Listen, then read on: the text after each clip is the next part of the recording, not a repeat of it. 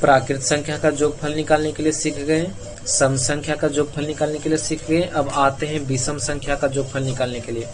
कह रहा है प्रथम 5 विषम संख्या का योग निकालिए। क्या निकालिए? योग। विषम संख्या में लोग क्या पढ़े कि जो 2 से पूरी तरह नहीं कटता है। 2 से नहीं कटने वाला कौन कौन संख्या है? 1 के बाद है 3 के बाद है 5 के बाद 7 के बाद 9। क्या 5 वो संख्या हो गया? अब इसका जोड़ना है 1 प्लस 3 प्लस 4 प्लस 4 नहीं ना है, कितना है? 5 लिखे हैं। 1 3 और 5 के बाद 7 के बाद 9। जोड़िए 1 3 4 4 5 9 9 7 16 16 और 9 कितना? 25। कितना? 25। फिर है प्रथम 7 विषम संख्या का योग। विषम संख्या 1 से शुरू होता है। 1 3 5 7 9 11 और 13। ध्यान से देखिएगा, इसको भी जोड़ते हैं। 1 plus 3 plus 5 plus 7 plus 9 plus 11 plus 13। जोड़िए 1 3 4 4 5 9 9 7 16 16 9 25 25 और 1 26 26 और 10 36 36 और 10 46 46 और 3 46 और 3 49। कितना? 49।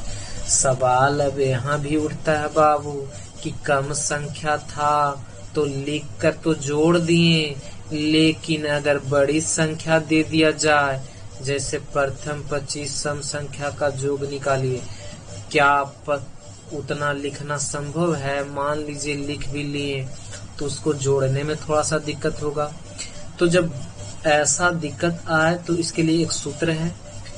प्रथम n विषम संख्या का जोगफल निकालने के लिए कहेगा तो क्या कर देते हैं? n square.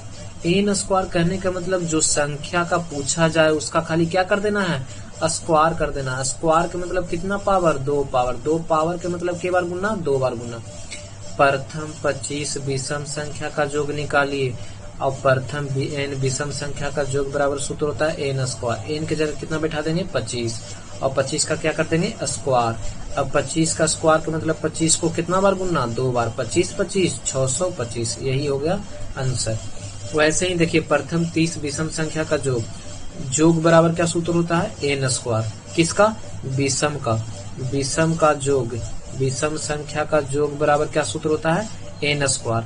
अब n दिया कितना गया है? 30। 30 के स्क्वायर करेंगे यानी 2 बार गुना। 30 आई 969। कोई दिक्कत?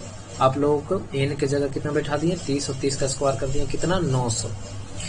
इसके बाद इसी में विषम संख्या का कैसा सूत्र रहता है? कहेगा कि 1 से 1